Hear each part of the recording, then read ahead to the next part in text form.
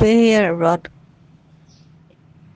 முதல் 3 ஆழ்வார்களில் 3வது வரக்கூடியவர் பேயாழ்வார். இவர் கிபி 7ஆம் நூற்றாண்டின் நடுப்பகுதியிலே அவதாரம் செய்தவர் என்று சொல்லுகிறார். 3 பேருமே 7ஆம் நூற்றாண்டை சார்ந்தவர்கள். இவர் ஐப்பசி மாதம் சதய நட்சத்திரத்திலே அவதாரம் செய்தார்.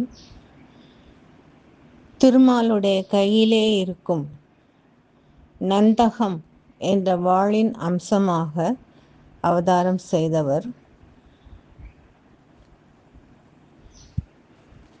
இவர் பிறந்த இடம்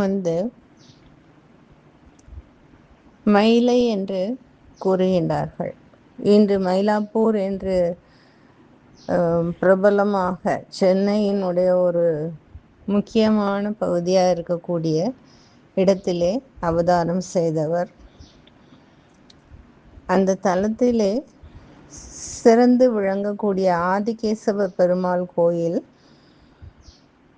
கிணற்றில் ஒரு அழகிய அதிசயமான செவ்வலரி மலர்ந்திருந்தது. அந்த மலரிலே அவதாரம் செய்தவர் இந்த பேயாழ்வார். திருமாலின் திருவருளால் அனைத்து நூல்களின் பொருள்களையும் கற்று தெளிந்தவராக இருந்தார்.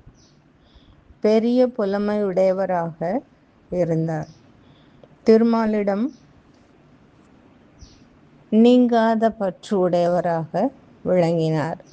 எப்பொழுதும் தன்னை ஆளக்கூடிய பாம்பனையில் பள்ளி கொண்டிருக்கும் பெருமாளை முப்பொழுதும் நினைத்து அவரை மட்டுமே தெய்வமாக ஏற்றுக்கொண்டு வாழ்ந்து வந்தவர். 3ஆம் திரு அந்தாதியிலே எம்பெருமானுடைய திரு அவதாரத்திலே ஒவ்வொரு அவதாரத்திலையும் என்னென்ன சிறப்புகள் இருக்கின்றது. அன்று இம்மண்ணுலகத்தை அளந்தவனை, நின்று இருந்து வேளுக்கை நீள் நகர் வாய் கிடந்தவனை, கேடற்ற சிறப்புடையவனை நெஞ்சே நீ காண் என்பார். நெஞ்சே நீ வேறு எதையும் பார்க்க வேண்டாம், இந்த உலகத்தை அளந்த பெருமாளையும் திருவேளுக்கை என்ற நகரிலே பள்ளி கொண்ட தோற்றத்தில் காட்சியளிக்கும் பெருமாளையும் எந்தவித கேடும் இல்லாத சிறப்புடையவனாக விளங்கும் திருமாலையும் மட்டும் நீ கண்களால் காண வேண்டும், நெஞ்சத்தால் நினைக்க வேண்டும் என்று நெஞ்சிற்கு ஆணையிடுவது போல சொல்லுகின்றார். ஒவ்வொரு நாளும் இந்த மண்ணை உண்டு உமிழ்ந்த மகா பெரியவராக விளங்குகின்ற திருமாலின் பெருமைகளை பாடி அவருக்கு பாமாலை சூட்டி வாயார பாடி மனதார சிந்தித்து வழிபட்டு வந்தார். திரு அரங்கத்திலே இருக்கும் எம்பெருமானை அருட்புகழையெல்லாம் பாமாலையாக நாள்தோடும் பூமாலை தொடுப்பது போல தொடுத்து வந்தார். அவர் தன்னுடைய ஒரு பாடல்ல இறைவனுடைய திருப்பாதங்களை நீங்கள் வணங்குங்கள், அப்படி செய்தால் முழு வினைகளும் உங்களை விட்டு கழன்று ஓடிவிடும் என்று சொல்லுகின்றார். அகநன்று இது தீது என்று ஐயப்படாதே, அது நன்று தன் துழாய் மார்பன் பொது நின்ற பொன்னம் கழலே தொழுமின். திருத்துழாய் மாலையினை அணிந்திருக்கும் மார்பை உடைய எம்பெருமானை நீங்கள் அவனுடைய திருக்கழல்களை திருவடியை பற்றி தொழுதீர்கள் என்றார். முழு வினைகள் முன்னம் கழலும் முடிந்து, முன்னால் செய்த வினைகளும் ஆண்டாள் தாயார் சொல்லும்போது அதான் சொல்றார். போய பிழையும் புகுதருவான் நின்றனவும் தீயினில் தூசாகும் செப்பேலோர் எம்பாவாய் என்று. முன்னால் நாம் அறிந்தோ அறியாமலோ செய்த தவறுகள், இனி வர இருக்கும் தவறுகள் இப்பொழுது செய்த குற்றங்கள் இவை எல்லாமே முழு வினைகளும் நம்ம விட்டு கழன்று போய்விடும் என்று சொல்லுகின்றார். இந்த 3 ஆழ்வார்களை பற்றி சொல்லும் பொழுது குறிப்பாக ஒரு நிகழ்ச்சியை அடிக்கடி எல்லா பெரியவர்களும் குறிப்பிடுகின்றார்கள். இவர்கள் மூவரும் ஒருவரை ஒருவர் பார்த்தது இல்லை, கேள்விப்பட்டது கிடையாது. ஒவ்வொருவரும் ஆனால் திருக்கோவலூரில் எழுந்தருளி இருக்கின்ற எம்பெருமானை தரிசனம் செய்ய வேண்டும் என்ற குறிக்கோளோடு போகின்றார்கள். மழை நன்கு கொட்ட ஆரம்பித்து விடுகின்றது.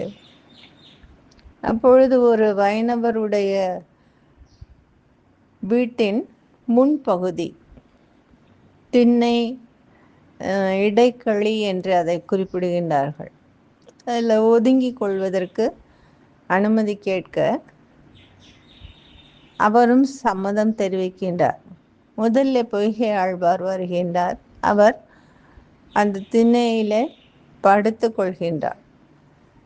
இப்போ இரண்டாவதாக பூதத்தாழ்வார் வருகின்றார்.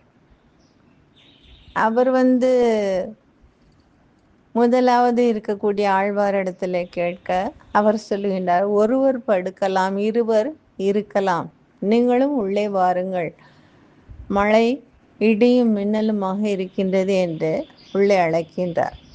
2 பேரும் உட்கார்ந்து கொண்டு எம்பெருமானின் புகழை பேசிக்கொண்டிருக்கின்றார்கள். மூன்றாவதாக பேயாழ்வார் வருகின்றார். அப்பொழுது ஆழ்வார் சொல்லுகின்றார், ஒருவர் படுக்கலாம், இருவர் இருக்கலாம், மூவர் நிற்கலாம், நம்ம 3 பேரும் நின்று கொண்டே இருக்கலாம் என்று சொல்லி நின்று கொண்டிருக்கின்றார்கள். அந்த சமயத்தில் 4வது ஒரு நபர் தங்களை நெருக்குவது போல ஒரு உணர்ச்சி 3 பேருக்கும் தோன்றுகிறது. அந்த நேரத்தில் தான் வையம் தகழியா வார்கடலை நெய்யாக வெய்ய கதிரோன் விளக்காக என்ற பாடலை பாடி என்னுடைய சுடர் ஆழியை ஏந்தி இருக்கும் எம்பெருமானை நோக்கி பாடல்கள் பாடுகின்றேன். என் இடர் ஆழி கடல் போல இருக்கின்ற என் கஷ்டங்கள் எல்லாம் ஒழிந்து பட்டு போகட்டும் என்று பாடுகின்றார். அடுத்ததாக பொய்கை ஆழ்வார் அன்பே தகழியா ஆர்வமே நெய்யாக என்று ஆரம்பித்து ஞான சுடர் விளக்கை ஏற்றுகின்றார்.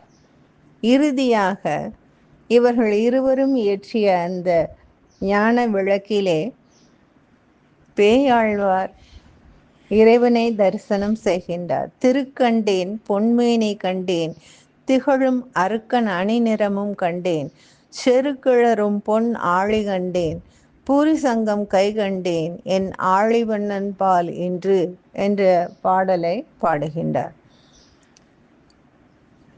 திருமகளை தன் மார்பிலே தாங்கிக் கொண்டிருக்கின்ற எம்பெருமானை கண்டேன், அவனுடைய பொன் போல ஜொலிக்கின்ற திருமேனியை கண்டேன், சூரியன் போல ஒளி சிந்திக் கொண்டிருக்கும் நிறத்தை கண்டேன், அருக்கன் அணி நிறமும் கண்டேன், செரு கிளறும் மகாபாரத போரிலே கிளர்ந்து